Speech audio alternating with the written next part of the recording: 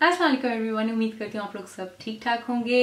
आज की वीडियो एक चैलेंज वीडियो है जो कि आजकल काफ़ी इन है यूट्यूब पे। 7 दिन 3 दिन या फॉरेन वाले टोटके आपको बताए जाते हैं, बालों से मुतालिक, चेहरे से मुतालिक उसमें बताए जाते हैं। तो मैंने कहा मैं भी दौड़ का हिस्सा लेती हूँ, लेकिन अपने स्टाइल से। और उस चीज़ को जब मैंने वीडियोस को देखा तो मैंने एक चीज़ नोटिस की, उसमें हमारी जो गर्दन है उसके मुतालिक कुछ भी नहीं था।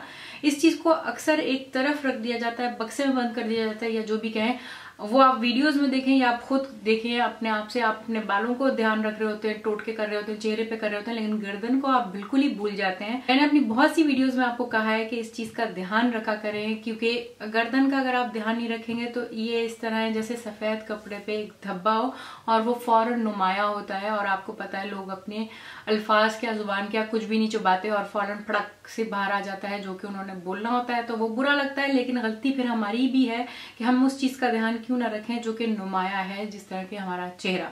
तो स्टार्ट करते हैं वीडियो के साथ, जो कि 4 स्टेप में है। और जो चीजें मैंने इस्तेमाल की हैं वो हमारे घर में हर वक्त मौजूद होती हैं। एक टिप जो मैं आपको दूंगी, और वो चीज आपने अभी फौरन से पहले रोक देनी है, वो है हमारा परफ्यूम, जो कि हमारी गर्दन को काला करता है। वो इस तरह के हम जब उसको छिड़कते हैं तो हमारा फोकस हमारी गर्दन नहीं होती है, इसी पे सारा थप लेते हैं। तो इसको आपने रोक देना है। अगर आपने परफ्यूम करना है तो आप अपने कान के पीछे करें, यहाँ करें, रफ तो बिल्कुल भी नहीं जाए, इससे भी हमारी गर्दन काली होती है। तो स्टार्ट करते हैं वीडियो। तो जनाब हम पहले बनाएंगे अपना टॉनिक। तो उसके लिए हमें चाहिए 1 teaspoon lemon juice, 1 teaspoon cucumber juice. मैंने कुकुम्बर को जो है ग्रीट करके उसका जूस ले लिया था। अब इन दोनों चीज़ों को हम मिक्स करेंगे। और जो चीज़ मैंने सीखी है वो ये कि ये जो स्टील के स्पून्स होते हैं, इससे आप चीज़ ले तो लेंगे लेकिन इससे मिक्स नहीं करेंगे।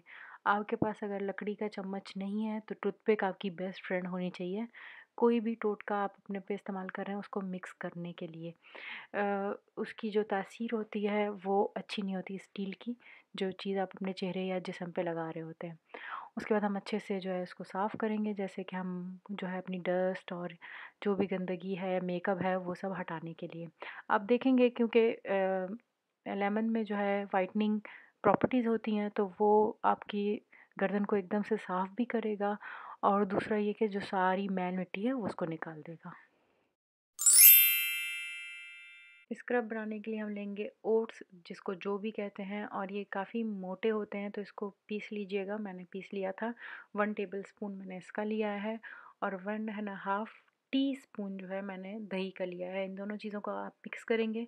इसके अलावा कोई और स्क्रब नहीं यूज़ करिएगा, रोज़ाना की पर्पज़ पे यही स्क्रब सूटेबल है। बाकी किसी और से आपको इरिटेशन भी हो सकती है। आप स्टार्ट में मैक्सिमम 15 मिनट स्क्रब करेंगे, उसके बाद आप 10 मिनट पे आ सकते हैं, लेकिन उससे कम टाइम नहीं करिएगा।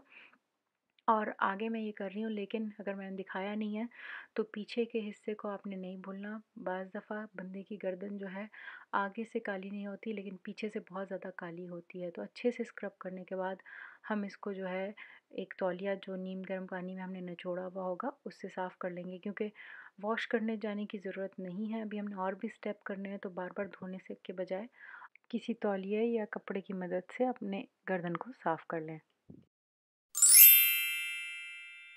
मास्क के लिए हमें चाहिए दही। दही जो है, आपने अगर पतला है तो उसको गाढ़ा कर लें। गाढ़ा दही हमें चाहिए होगा इसके लिए 1 टेबलस्पून।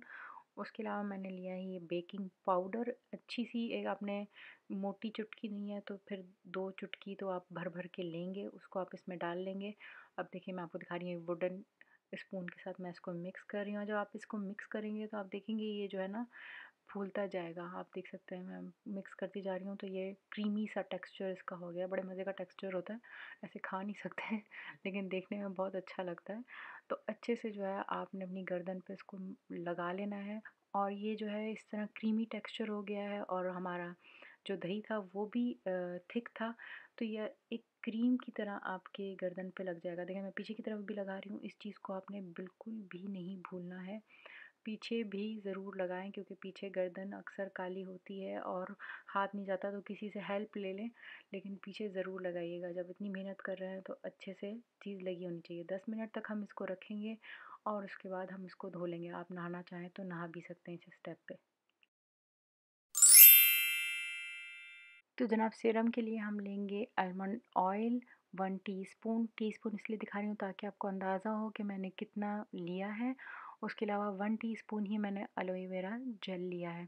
दोनों चीज़ों को मिक्स करेंगे। ये सीरम जो है आप अपने चेहरे पे भी इस्तेमाल कर सकते हैं अगर आपकी स्किन इसको टॉलरेट कर रही है। बड़ा ही लाइट सीरम है और बहुत अच्छे बेनिफिट्स हैं इसके।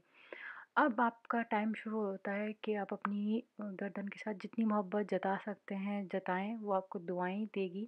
आपने इसको मैक्सिमम 5 मिनट मसाज देना है इस तरह, और बेशक थोड़ी सी चिकनी भी रहे तो उसको आपने रहने देना है मसाज के बाद भी, क्योंकि हमने क्लींजिंग की, फिर स्क्रबिंग की, फिर धोया बार बार, तो वो बाज़ लोगों की गर्दन इस पॉइंट पे आके थोड़ी लाल भी हो जाएगी, नहीं भी हुई तो डिहाइड्रेट हो ही जाती है।